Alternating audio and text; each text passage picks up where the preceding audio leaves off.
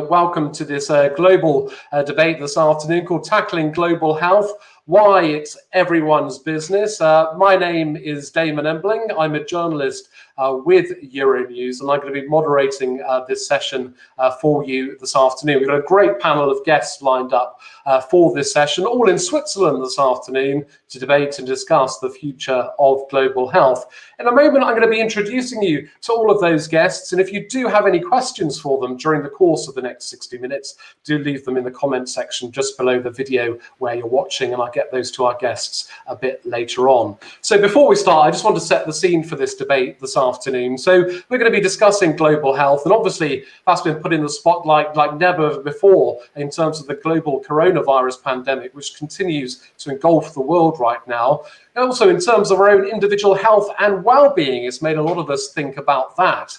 And this comes on top of course, a lot of global health problems that are out there right now, including the rise of things like diabetes and obesity. The impact for individuals who are sick is obvious, but obviously sick nations also pay a big price, both economically and socially. So going forward, in terms of tackling global health, what is the prescription? What do governments, what do industry need to be doing to work together to tackle those pressing health challenges? And what do we need to do more of to empower citizens to play their role in all of this? That's what we're going to be debating over the next 60 minutes or so. So without further ado, let me introduce our great panel of guests that we've got for this session today. Christian Schwab is the president of the executive committee at the Swiss Food and Nutrition Valley. Good afternoon to you, Christian. Good afternoon, Damon. Pleasure to be here. Thank you very much indeed for joining us. Also in Switzerland this afternoon, we've got Moira Gilchrist, who's the Vice President of Strategic and Scientific Communications at Philip Morris International, PMI. Hello to you, Moira. Good afternoon, Damon. Nice to see you there. Looking forward to your contribution. We've also got Stefan Siegrist, who's the founder and head of the Wire think tank. Hello to you, Stefan. Hello, Damon. Nice to see you there. And last but not least, we've got Caspar Wies, who's the Deputy Director of the Swiss Tropical and Public Health Institute. Hello to you, Caspar.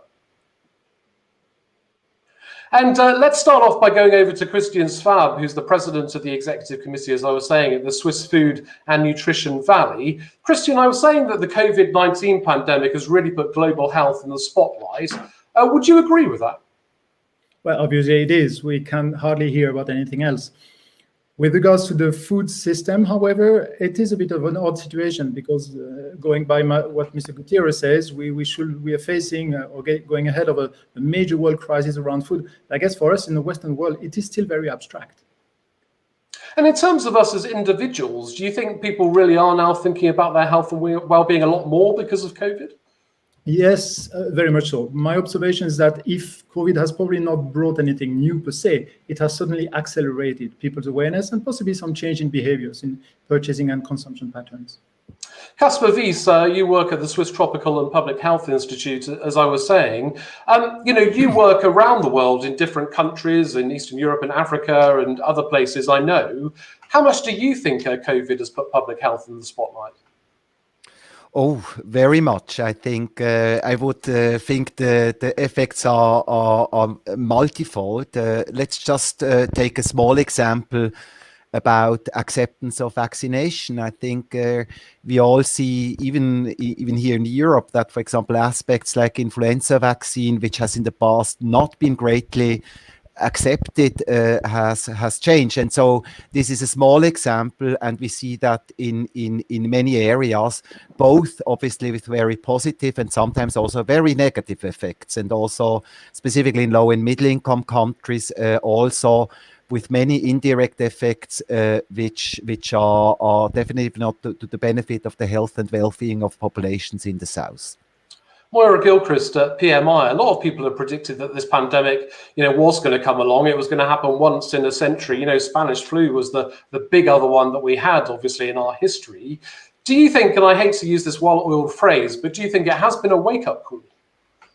Well, I think for all of us, it's been a wake-up call, not just for governments. I think personally, we've all had to look at our own personal behaviour in the light of, decisions that we're making each and every day. And I think I'm always an optimist, and I think some of the decision-making processes we've had to go through because of COVID could have long-term, long-lasting benefits to society.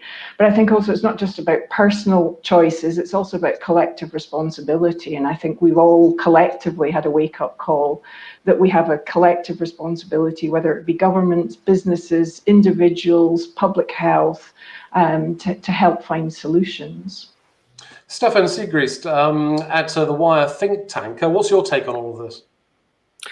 Yes, I think has been a tremendous learning in a sense that we realized to what degree health actually affects our everyday life, how it affects economy, and of course also affects the society. And in the past and until now, we still see that as separate systems, but very obviously they're not so. Also, the positioning of health versus economy does not make a lot of sense.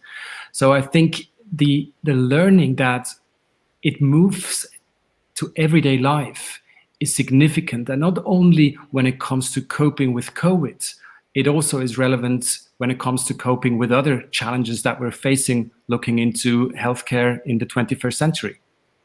And Stefan, what you say healthcare in the 21st century and looking forward, and today we are really looking forward to the future of global health. You've just been putting together a report which you're due to publish over the coming months called Slow Pandemics. I know you were writing this before this pandemic, but just tell us what the scope of that is and really what you're setting out to put into that report.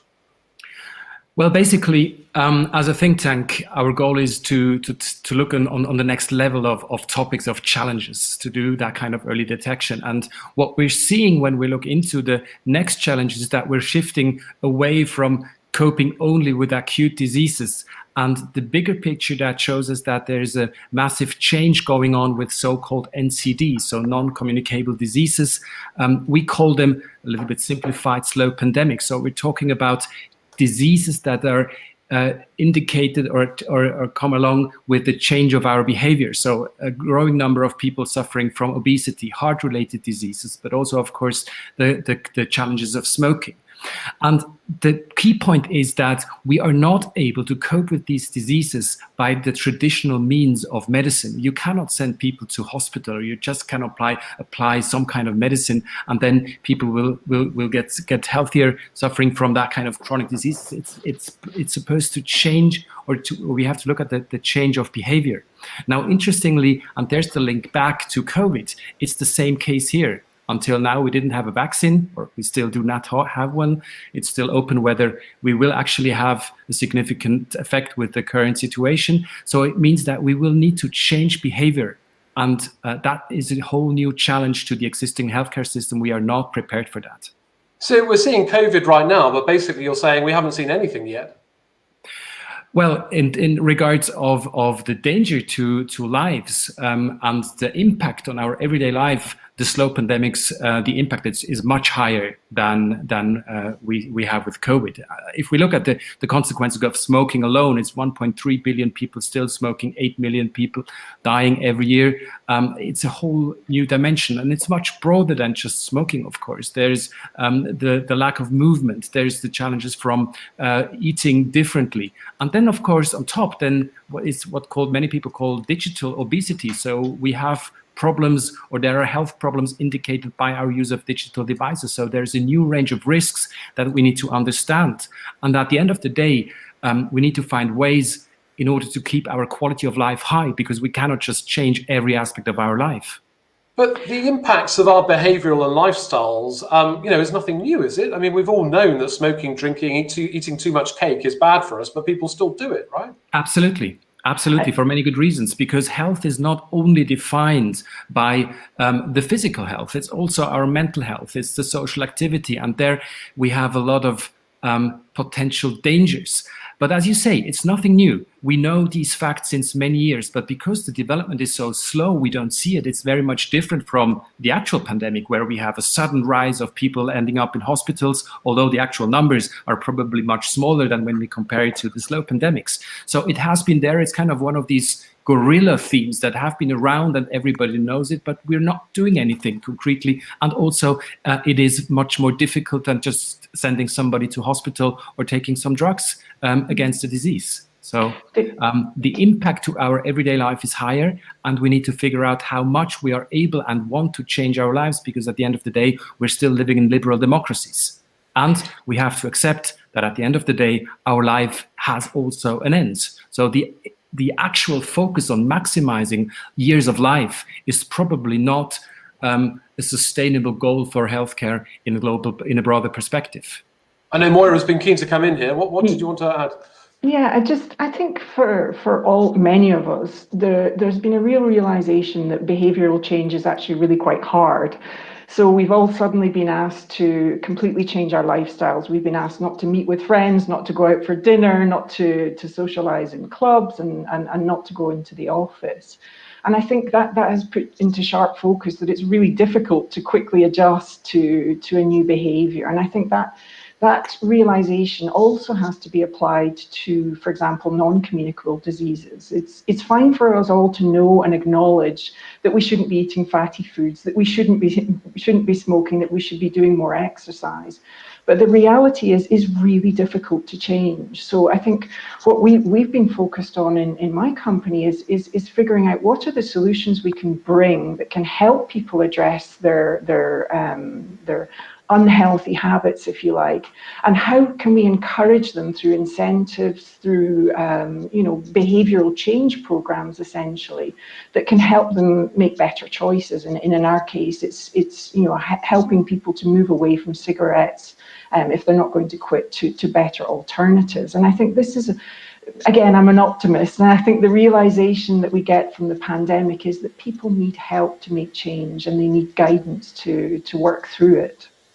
And Moira, I mean, Stefan talks about in this report all those sort of slow brewing things in terms of our lifestyle and behaviour and what that could actually bring to our own personal health in the future. I suppose, things like cancer and heart disease, people know a lot about it, and people have unfortunately seen relatives and friends die of these things, and they really do pay attention to those kind of diseases. But with these other things that are sort of going on in the background, there's not so much prominence in their life, and they don't really worry about it in the short term, right? Well, I think humans have got a great ability to kind of compartmentalize issues. So you may be very aware about the health effects of, poor diet or smoking, but if you enjoy the activity, you kind of sometimes compartmentalize that risk, that danger, and somehow try and make up for it by other means, by maybe doing a little bit of exercise here or there. So again, I think it's about looking at people as human beings who don't necessarily follow instruction, who have coping mechanisms that we need to understand, and really get into the psyche of each and every person to help them make better choices. We can't force people in a liberal democracy, as Stefan said. We can't force people into behaviours, but what we can do is encourage them to make better choices.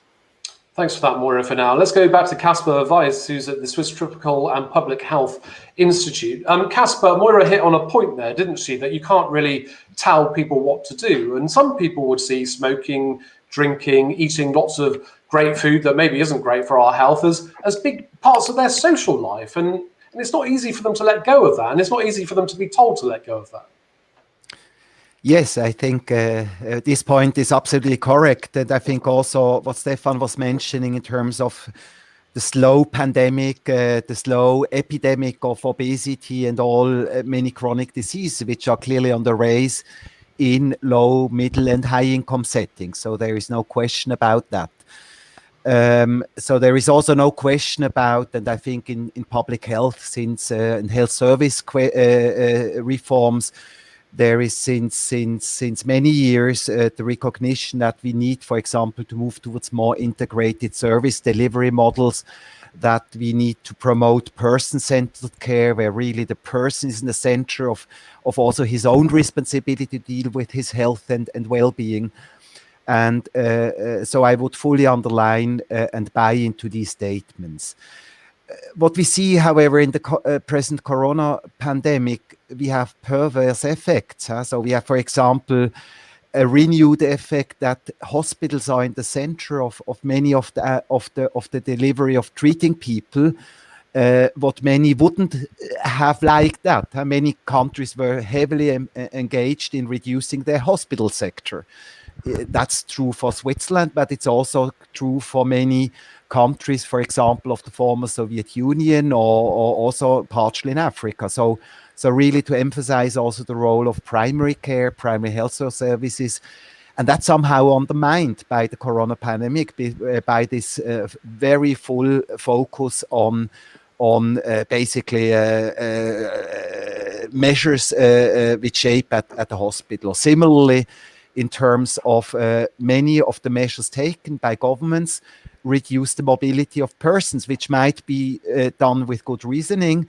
But let's say if people can not any longer carry out their sports activity or their minimal level of activities, that has obviously also very rapidly downsides in terms of public health, including, I would not like to longer extend on that, but also on all the mental health side. So very mixed pattern we see. And I think there are also quite a number of aspects which really are a concern and make us moving not in the direction where I, as a public health person, would like to see things moving to. Okay, Caspar, Wies, thank you very much indeed for now. To our audience, if you're just joining us, this is a Euronews debate session called Tackling Global Health, Why It's Everyone's Business. We're talking and debating the future of global health. But if you have any questions for any of the panelists, any of the guests that you can see on the screen, do leave them in the comment section just below the video where you're watching, and we'll get them to some of our panelists in the second half of this session. Christian Schwab, I'd like to go back to you from Swiss Food and Nutrition Valley. We've been talking a lot here about sort of public health messaging, being proactive in terms of getting people thinking about their health. Because actually, if we look at global health systems, there's a huge divide, isn't there, right now, between that sort of reactive treatment and therapeutics and, you know, fixing the broken leg when it's broken. But in terms of prevention, not much is going into that, is it? No, that's correct. I see two major things at play here. The first one, as you mentioned, is the number I have is a couple of years old now, but I doubt it has changed a lot. If you look at the total health cost in OECD, in industrialized countries, 97% of that goes into therapeutical, curing, hospital costs. Only 3% goes into prevention. So we've accumulated as a society collectively tremendous wealth of knowledge in medicine, in metabolism, in genomics, in microbiome, you name it, but mostly applied to therapeutical/pharma applications as opposed to food/preventive application. And that's a big change. And that's what we've been alluding to up to now, is to say, how can we change consumer behaviors to use food for their proper health? And it's about changing behaviors. Again, I'm merely repeating what has been said. But if you talk to experts of behavioral science or even anthropology, they say for people to change, they need 3 ingredients. First is awareness. I think by now people are pretty much aware that they are what they eat.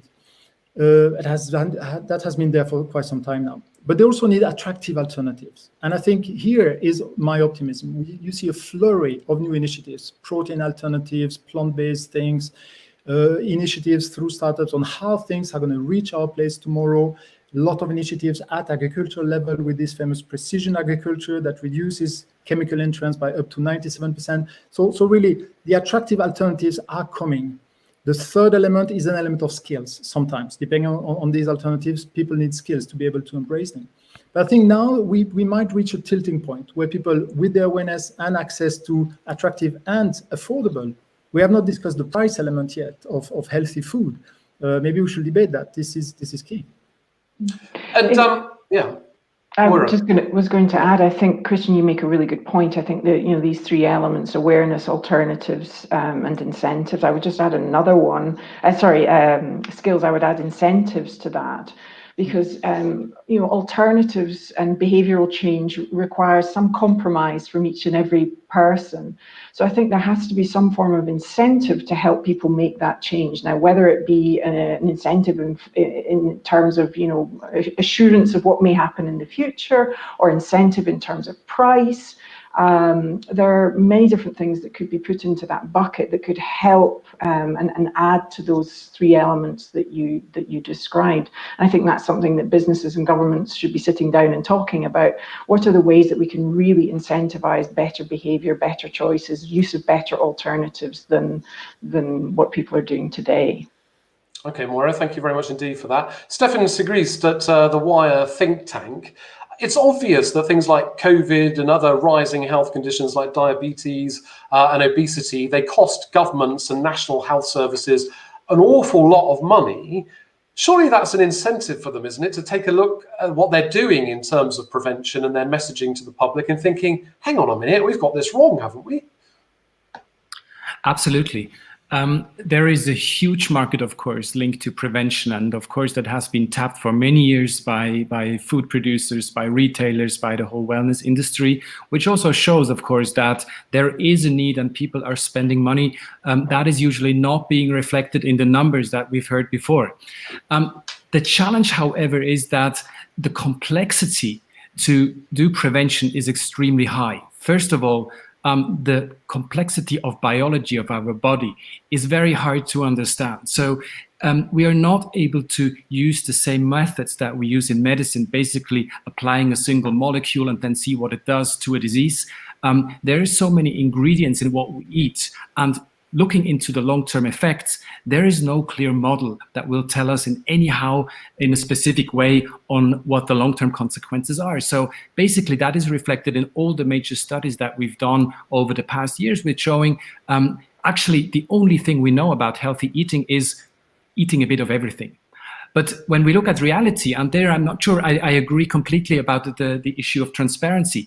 We have a huge complexity with new findings, with some studies showing that cholesterol is bad. Then there's another story or fact that shows that eventually eating red meat is bad. And we have an increasing number of facts, which makes it very, very difficult for people to still have a clear way looking forwards. And so I think in order to reach that goal, we need to have other methods and other methodologies, not the ones that we use in medicine, in order to strengthen prevention. And it's much more about giving orientation, because already today, a single person takes 75,000 food decisions every year. 75,000. Now, we want to move in the concept of personalized nutrition, giving even more information about single problems that a person could have. And this is not handable. It's not handable for a consumer. And by the way, it's also not handable for retailers. So I think, as mentioned, we need to reduce complexity and go back to much more simple advices that help people take decisions in the everyday life. So I believe, or we believe, that it is more going into the direction of having somehow of a value-based guidance rather than providing more facts and figures which do the contrary of what we actually want. Because am I right in saying, Stefan, that a consumer with too much information being told this is good, that's bad, this is good, that's bad, this research shows this, actually it creates a lot more anxiety, doesn't it? And this sort of temptation to say, I don't want to listen to that. Absolutely. And this is exactly what's happening at the moment. We have progress in diagnostics. We have a much better understanding of potential dangers of our environment, foods, living, air, plastics that is around us. And because we can see so much detail, in theory, all these elements of our everyday life are potentially dangerous. And this is increasing the problems that we're having. It's not leading to a solution. Casper Wies, I'd like to get your take on that. What do you think of what Stefan was just saying there about the information out there and the facts and statistics that actually probably isn't helping? I would align broadly to what Stefan is saying. Let's say for many contexts, we know the major risk factors, and the solutions are relatively easy and simple. The best buys are known. How to deal with diabetes, with the tobacco pandemic, with hypertension, and the solutions are low cost, easy, straightforward. Question is that there obviously also a lot of interest to go on as we are currently going on, and to let's say to have unhealthy behavior of population groups to only deal with problems when they are really a problem, but not prevent them. So there are large interests on that, and I'm a little bit skeptical that this will fundamentally change, in the sense that there is a long-standing plea to allocate more funding, more financing to health prevention, health promotion. But what we see, that most of the countries spend 2%, 3% of all their health expenditure for prevention. And that's a fact since 30, 40 years, and hasn't changed very much, although many people do know it. So it's not a solution. It's a little bit a skeptical statement, but I should also I would not be too optimistic that we will change that in the short run. On the same side, we must obviously also say specifically also in low and middle income settings, many low cost interventions have made their proof and have substantially also contributed to improve life expectancy, but also other key health outcomes in the last decades. I think here about vaccination, about interventions like bed nets, simple treatments, etc. So that has also, it's the other side of the reality. Moira Gilchrist, can I go just back to you at PMI? We're in a world right now where I think it's fair to say that a lot of people have lost trust in governments around the world. Some people have lost trust in scientists as well. Some people question what scientists are saying about COVID. Some people saying they're being alarmist, and all the figures that they're coming up with and the graphs they're showing on the TV. Do you accept that trust is a part of this as well? I think absolutely, and I agree with what you say. There's a kind of information overload currently, so people don't know who to trust. As Stefan said earlier, information changes almost on a daily basis. So people are left with this feeling of not knowing, do I trust the government? Do I trust this company? Do I trust a vaccine? And so on. Do I trust scientists? And I think that's something that I'm personally, as a scientist working for a tobacco company, I'm well used to dealing with that kind of environment.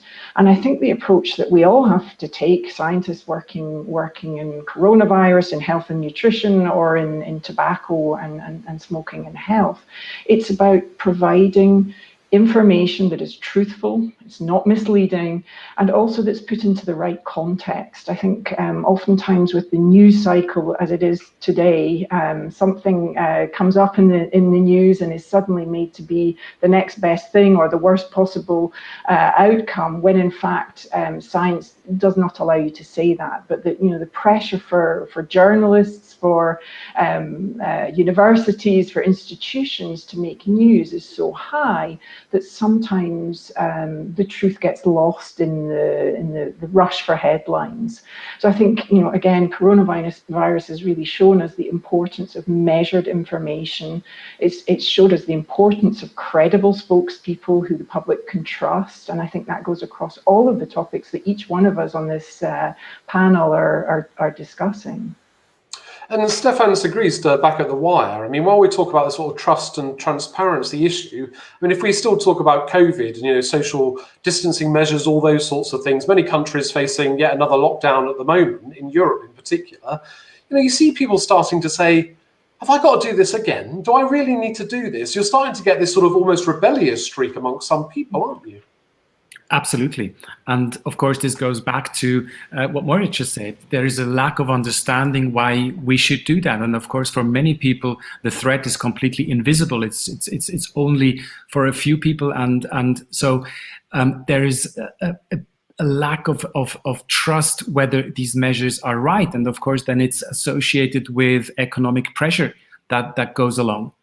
So I really think we need to, looking forward, think about how to strengthen trust and build up something like an information ecosystem or an information architecture, which is on the one hand dependent on a global perspective. So I think we definitely need international collaboration, agreeing what key measures are.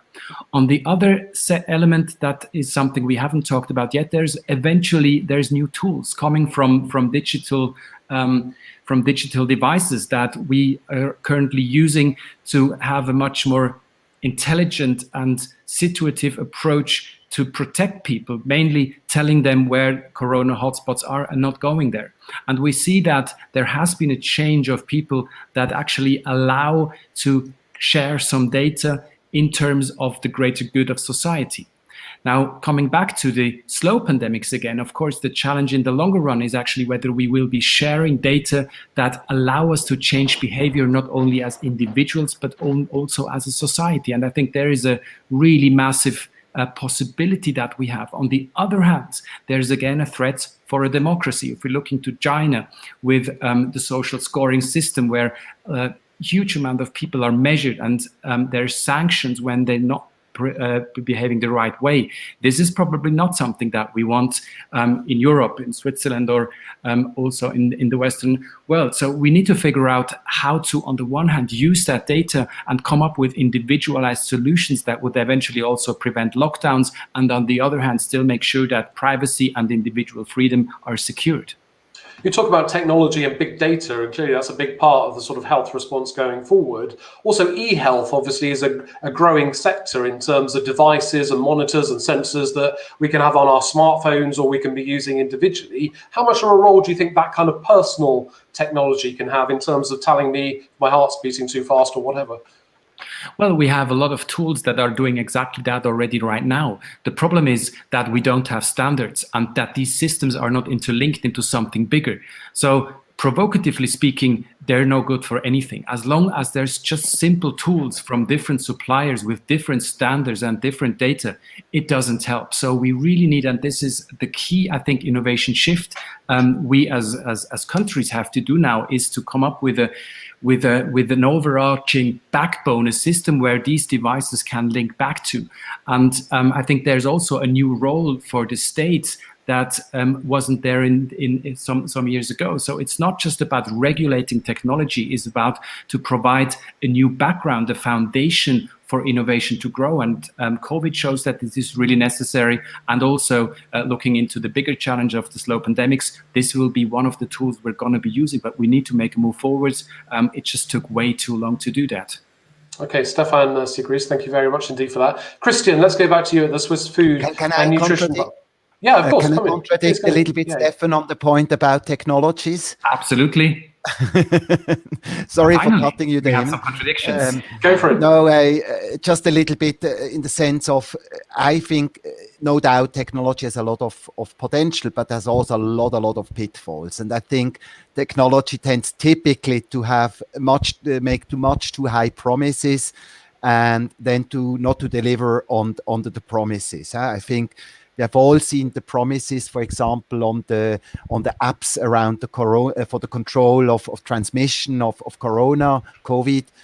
I think that yet none of these apps has done its proof, or let's say, and there are many similar situations. I think when we speak about health and well-being, we should never forget that human beings are in the center of everything. So that would be a little bit to counterbalance that statement, but back to our moderator, Damon. Yeah, can I just say something? I absolutely agree. I absolutely do agree. I just say there are tools that we could use, but not in the way on how they are built at the moment. And it's also clear that we cannot quantify a human being totally, but there is an element that we have not been using, and we should be using it wisely. And I completely agree. The way we do it now is not working. And it just shows the stress test of Corona has shown that we're not prepared at all.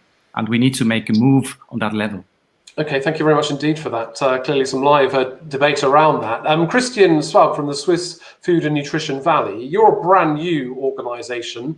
I think you have your first big official meeting next week of the organisation. One role of your organisation is e-nutrition. Where do you see technology coming into the work that you're going to be doing over the coming months and the coming years? Technology will be one central element of it, but of course we should resist from thinking that one solution will solve it all.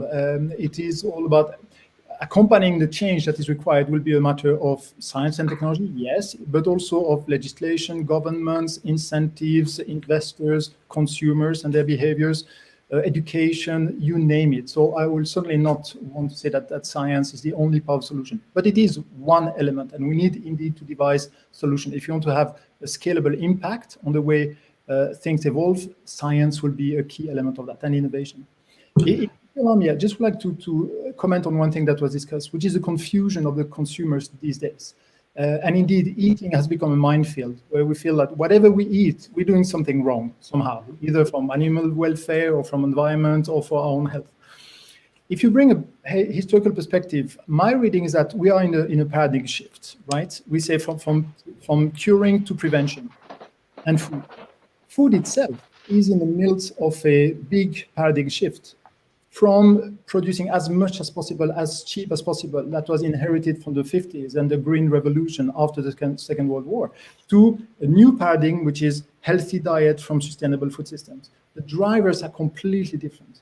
The offering, the innovation, the initiatives in these two fields are completely different. And I think the confusion we witness these days is possibly linked to that. We are in the middle of complete change, and the standards are different. And as Stefan said, we need standards.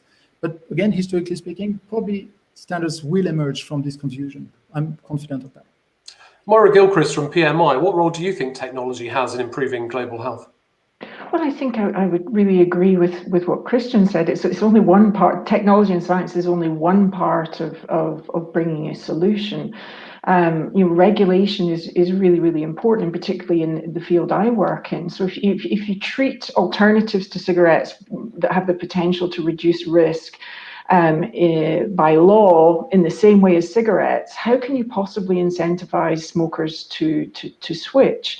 So if you have a new technology, if you have a transforming industry, you also need to have transforming regulation that keeps up with technology and science, keeps up with consumer demand and needs and wants. And I think it's this whole ecosystem. It's not just one single part. It's information to consumers to help guide their choices, regulation that can drive people from the worst forms of consumption to better forms. It needs the responsibility of independent researchers to be looking and scrutinizing at data, and it's not just one single thing that's going to shift the paradigm. It's everything altogether. Okay, thank you very much indeed for that, Moira. Sorry, did somebody want to add something there? If I can add something to what I Sure. said. I think when you talk about science, it's important to distinguish science that is being developed for doing the same thing faster or better, and new science developed for doing new things, and the values that underpin this new science. Because science without a purpose, you're merely doing more of the same. But purpose without science and technology has no impact. It's only when you combine science, technology, and purpose that you can really have a positive impact on the world. Okay, thank you. If you're just joining us, this is a Euronews debate session called Tackling Global Health, Why It's Everyone's Business. And if you have any questions for the last 20 minutes or so, do send those in the comments section just below the video. Moira, I just want to bring you back in for a question from our audience. And actually, this goes to the heart of what maybe people are thinking about the way that governments and industry deals with public health. Because, you know, it's fair to say, actually, with things like COVID, a lot of people are making money out of it, right? This person is asking, what's the profit margin on global sickness and disease? I'm not going to ask you for statistics, but you know, there is this feeling that actually there's money to be made out of it, isn't there?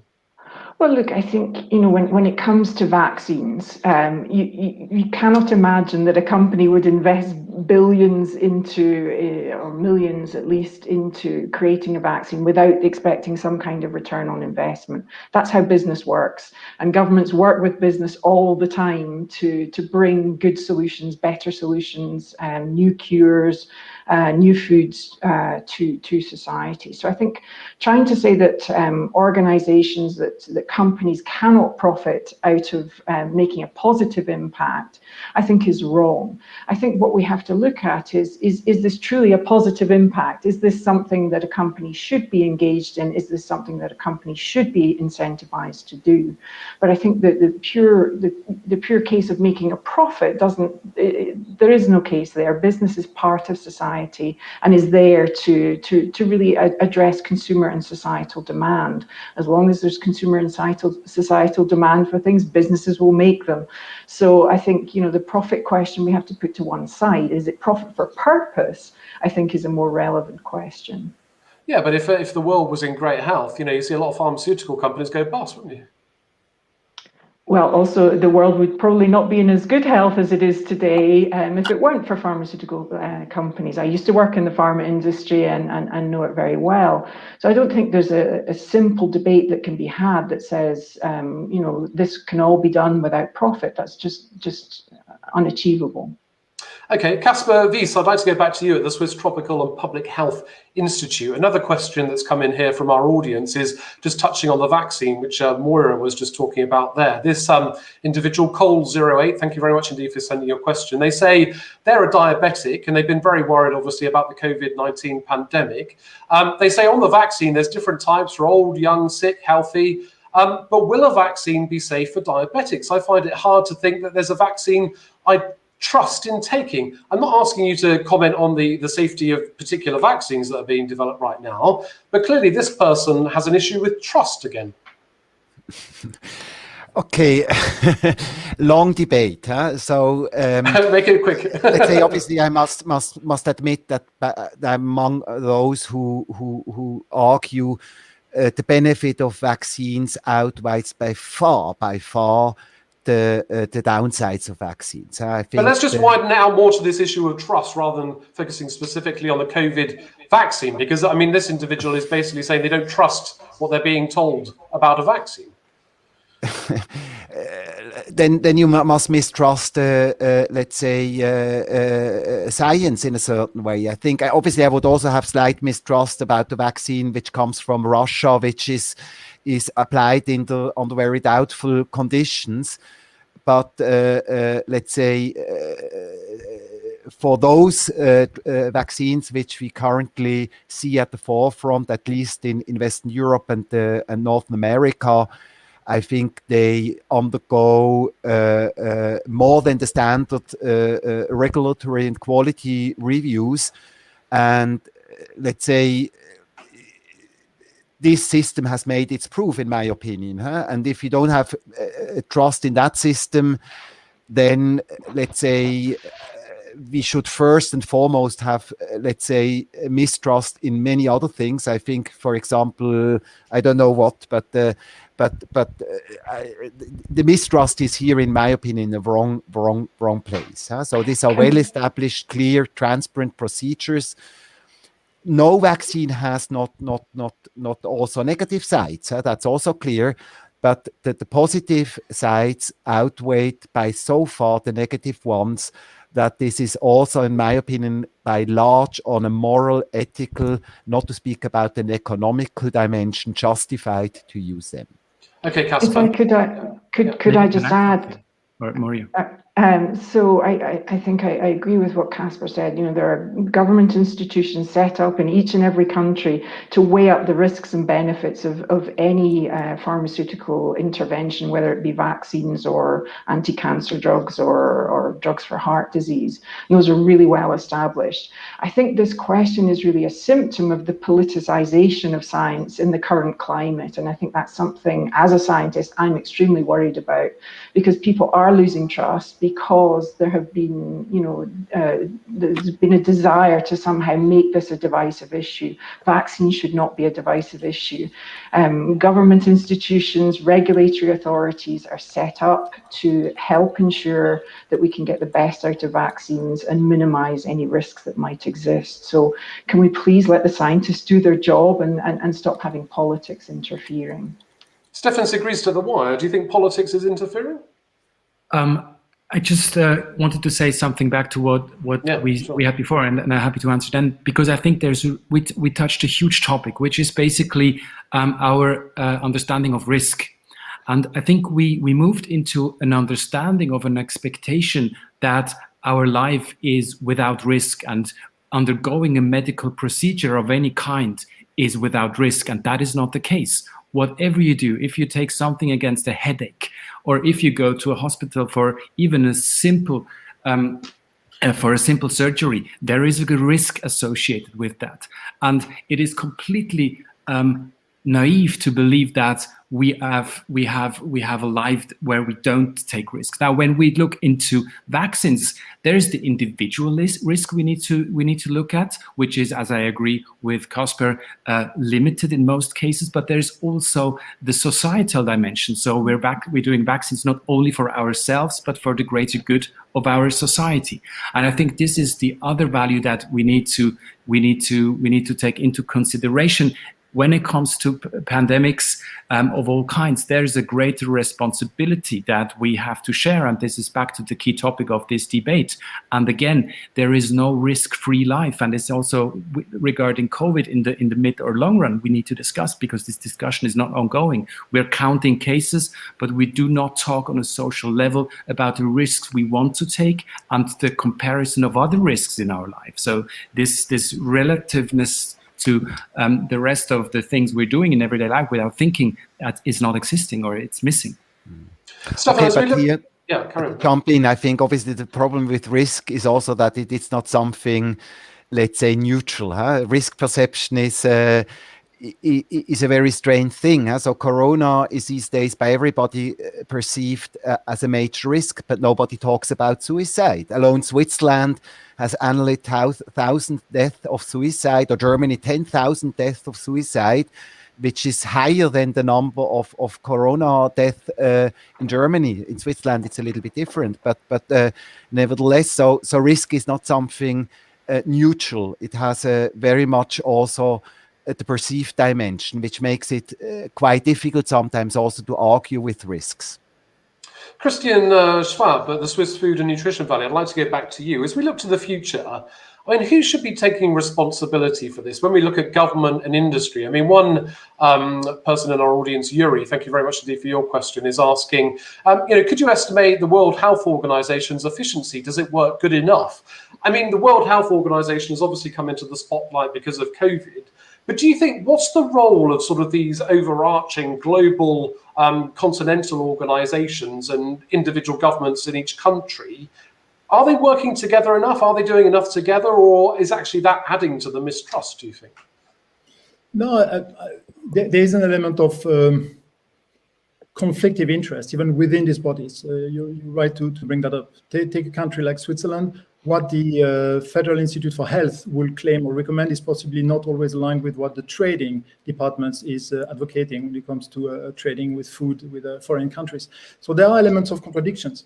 Now, to the question, what should these big organizations be responsible for? I think education, I think soft incentives such as sensitization and so forth, maybe tomorrow a little bit of harder incentives. It's all about, in my mind, creating the conducive environment for behaviors to evolve.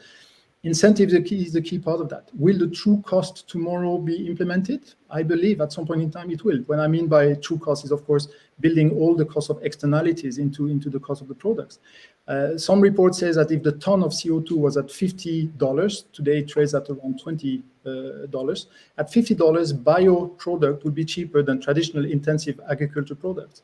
So I think this is, to me, the primary responsibility of governments, is to put the framework and the incentives in place. Moira, you work for a private company, PMI. What's your relationship like with those empowering governments and in charge of public health services? Well, look, I think we will talk to anybody about our science and our transformation, whether they be in government and regulatory bodies and in scientific community. And I think we're interested in sharing our science behind our smoke-free products with anybody in society who is interested and is in a position to help make a difference for the more than 1 billion smokers that exist on the planet today. So whether it be government, whether it be non-governmental organizations, really, my job for the last 5 or 10 years has been to talk to each and every one of them. And I think it's only through dialogue, it's only through discussion, it's only through fact-based debate that we can really move forward with speed. Okay. Christian, I want to go back to you again, Swiss Food and Nutrition Valley. The heart of this is citizens, consumers. We talked about, obviously, the information that's out there around what we eat and what we shouldn't eat. But actually, at the same time, an increasing number of consumers worry about sustainability of food sources, and they worry about traceability as well, don't they? Where do you think all this comes into this discussion? Two primary dimensions. The first thing to me is what people eat. They will want, we see the trend already, the demand for more clean labels, or at least clear labels, and they ask for fewer ingredients and so forth. So that's a demand that's been around for some time now, and it's a clear shift. What I see evolving very rapidly is also how things will land in our plates. These opaque processed food chains and systems are not very appealing and palatable to the consumers these days. They want more transparent, more authenticity, and very often shorter value chains from production to their plate. So simplicity and transparency is clearly on the forefront here. Stefan Sigrist, what do you think about the traceability, sustainability issues around eating and food? Do you think they're going to play into this going forward? Yes, absolutely. I think there's a strong demand of consumer of better understanding what ingredients are, especially on the sustainability issue. And we see a lot of progress actually being made at the time. And again, there's of course still the question of how much information can actually be handled and what do we do with it. So I think the first step of the solution is there. We have more transparency. We're bringing in the data, but then again, we need to be able to make something out of it. And I think just when it comes to sustainability, there's still a lot of misinformation or missing links, where it was shown, for example, that organic food is in not every case more sustainable, because you just have to throw away more than when you produce it normally. So I think, yes, creating transparency, bringing in the data, but then it again needs to be related into actual output, and I think we're not really there yet. Okay, thank you very much indeed for that, Stefan. We're drawing to a close. We're into the last few minutes of this session. I just want to go back to Casper Wies at the Swiss Tropical and Public Health Institute. Casper, as we do look forward, we've talked a lot in this session this afternoon about how consumers are feeling, how industry and government is working, whether what's happening at the moment is actually quite confusing for consumers. What do you think is the future of public health messaging, and where do you think it should be coming from to empower and engage us as individuals? Let's say, I mentioned it briefly earlier. I think essentially it's definitely putting persons into the center of action. So what we typically refer to as people-centered care. So seeing people not as a passive person who is guided by a physician or nurse or whomever, but that they are active individuals who shape their well-being themselves, or have at least an important role into that. The classical example here would be diabetes. Diabetes is also a disease which is to be managed by those concerned directly, and not only by the physician or the treating person. So that's definitely an important aspect. Making people responsible and responsibilize them. Moira Gilchrist from PMI, where's the balance between nudging and nannying, do you think? I'm not a great fan of nannying myself. I think nudge is always better, because if you want to have long-lasting change, people have to really understand. They have to feel that it's worth their while, and they have to believe really that it's the right thing to do. And you don't get that through nannying or telling people what to do. Simply they will find ways around it in the long term. So I think in my view, always nudging, providing the incentives, providing the information, providing better alternatives is the right way to go. Stefan Sigrist from the Wire think tank, do you think looking forward individuals will listen more to influencers and bloggers than scientists and governments? That I think is already the case. We've learned from studies that many people trust their neighbors or their social network partners more than they do some kind of expert. So that is a critical issue, of course. On the one hand, it's also a chance in order to find a debate on a level that people really understand. But I think it's also mainly a wake-up call for experts, for scientists, for the government, that we need to find ways to actually address people and to bring information to a level where they can digest it. So I'm completely with Casper and also Moira. At the end of the day, it needs to be people-centric, and people need to be able to take information and do something out of it.